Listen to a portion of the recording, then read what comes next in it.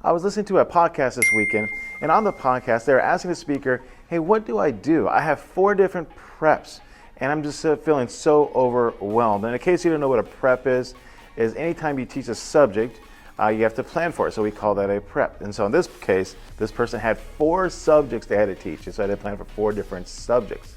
Prepare for battle! And the speaker said something I thought was very profound, and what they said is, try to make your classes as similar as possible. And I thought that was brilliant. I thought, that is the core of teaching, because teaching can be so overwhelming and it just is so many moving parts going on. But if you can condense that down to some routines to help you through the day, the week, and so forth, it's gonna make your life so much easier. So in this video, I'm gonna go a little bit more detail, maybe how I do that in my classroom, but also how you can do that in your classroom. But let's go ahead and play the introduction.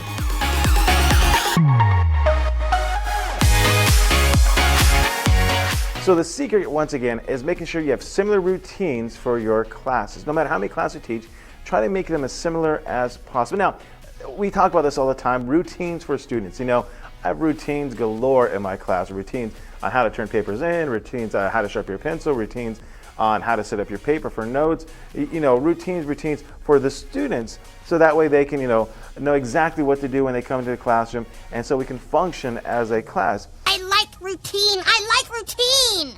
But you also need to have routines on how you do things, because if you can put routines in place on how you do things, you're going to find yourself with a lot more time on your hands and the ability to juggle more things going on. So let me give you an example on my own personal teaching experience here.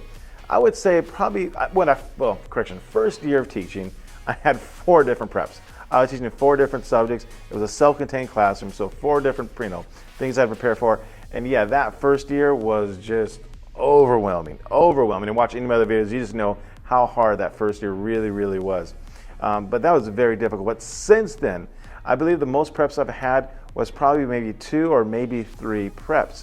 And so I had to figure out a way to lesson plan for all that without going crazy. And my most recent experience, this happened like a few years ago, I actually had 2 preps. And so I had to teach a 6th grade history class and an 8th grade history class. So I was teaching 2 subjects, 6th grade history and 8th grade history. And so those are definitely different subjects. In 6th grade history, it's all about ancient history, the Greeks, the Romans, and Egypt and all that stuff. And 8th grade history has to do with the United States history. So definitely 2 different subjects.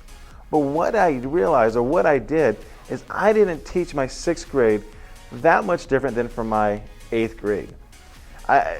Different material, but how I taught it, and that's the key word, is how I taught it was very much the same. So for example, in my classroom, I have a warm-up. And so students come in and do a warm-up. And so I had the exact same thing for 6th grade and 8th grade with that warm-up. The only difference is what it was. So for example, instead of key terms for 8th grade, I had key terms for 6th grade. And then when it came time for the notes, same thing. I did notes exactly the same way. The difference is the material. Once again, 6th grade, Egypt, 8th grade, United States history.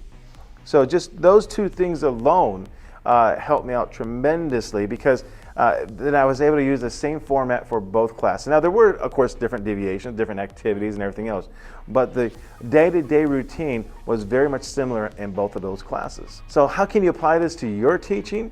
Well, the first thing you gotta realize is when you're teaching, and once you've been doing this well, you get a cadence, you get a stride, you get a rhythm going on. And that is what you want to nourish in your classroom. And it's a hard thing to teach, it's a hard thing to explain, but once you got that cadence going, the rhythm going, it makes sense. I mean, for example, if you're running, I used to run a little bit more in the older days, but when I was running, if every step was a grind and every step, I was questioning what I was doing, and it became very tedious. But once you got that pace going, that cadence, that rhythm going, you could find yourself running a lot longer distance. And that's the same thing with teaching. You got to find that rhythm. You got to find that cadence, that pace. And so what that looks like for you is a little different than somebody else. But you'll know it once you got it. And you'll know once you got it because you come to class knowing, yeah, this is what I'm doing today. And it becomes more comfortable because it's not brand new. So how does it play out in your classroom? Well, the first thing I do is try to create some sort of weekly routine for your classroom. My class, here we go.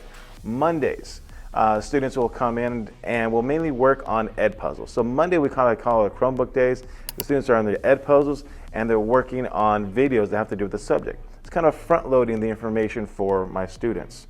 And then Tuesday, Wednesdays, and Thursdays are mainly where I review the information or give them additional stuff and information. So those days I might do notes, or those days I might do activities. So notes and activities are like Tuesday, Wednesdays, and Thursdays.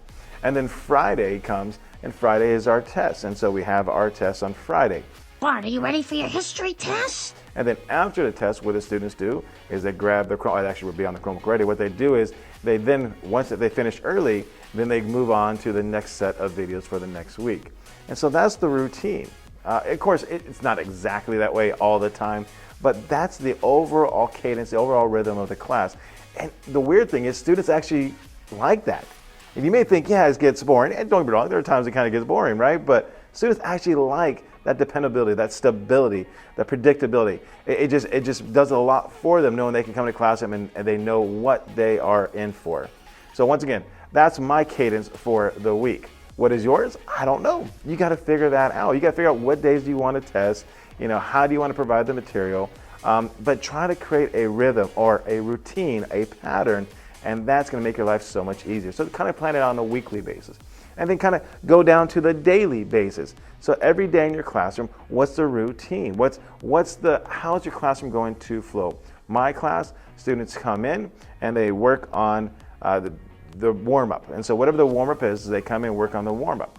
And so that they know how to do that. And that's the routine, the pattern, everything else. And then if we're doing notes, then we just add our notes to the warm-up. And then at the end of that day, we collect the notes, the students count the points, and they turn them in the bin. So it's a whole flow: warm-up, notes, count your points, turn them into the bin, right? And so that's the flow of if we're doing notes. If we're doing ed puzzles, they come in, grab the ed puzzles, or grab the Chromebook, work on the ed puzzles, and then of course at the end they put things away. And so that's the flow of it. Same thing, activity, they come in, do a warm-up, and then we move into the activity, and then at the end, count the points and collect the activity. And so you want to create a daily flow, how your classroom is going to go from one day to the other. And that's going to make your life so much easier. And then the final thing is, you got to create some sort of personal routine. And what I mean by that is, kind of commit to what time you get to school and what time you're going to leave. Because if you're a first year, second, third, fourth year teacher, those first few years, I was here until the janitor almost kicked me out, and I don't think that's too abnormal, is those first years of teaching, because everything is so new, you're trying to figure all that out. You're gonna put a lot more time in than someone's been here for a long time. So if that's you, don't beat yourself up. That is normal. Putting the time in the first couple of years, like anything else, there's a learning curve, right? There's a learning curve, and you have to put the time in to get to that learning point, to that point where it starts actually curving up. And so just know going into it, it's gonna take a lot of time and effort. But even then, give yourself a framework, whatever it is, For me, I have to get here half an hour earlier before the students walk in. Because I gotta turn my computers on, I gotta check my emails, I gotta turn the TV on, I gotta get the lessons all laid out, everything else like that. I gotta get all that ready. And if I don't get here half an hour before, then it becomes very stressful. So I commit to myself that I will be here at least half an hour before the students get here. And then as far as leaving, same thing, set a time, say, okay, no matter, because as a teacher, there's always something, there's gonna be always something to do. You will never ever be done. And so if you don't commit to yourself, I'm leaving at this time, you'll be here till midnight every night working on something. So just make a commitment. I'm here from this time to this time, and adhere to that. And just know that that work will be waiting for you when you come back. And so for me, I'm out of here. I teach night school, and so the routine I will have is I'm basically here half an hour before school starts, and then when school's over, I'm doing my prepping of some sort, and then I leave here at 4:30. Then I go on to teaching my night school. And so that's the routine I have. But once again, whatever it is, figure out that routine for you, so that way you can make sure you adhere to it, and that way you can make sure you don't go crazy. So to make your life easier, get those routines in place for yourself, get those routines in place for the daily thing in your classroom and the weekly thing in your classroom. And once you start picking up that cadence and once you start finding that rhythm, it's gonna make your life so much easier. Thank you for watching the video. If you like what you saw, please hit the subscribe button or click on one of the other links.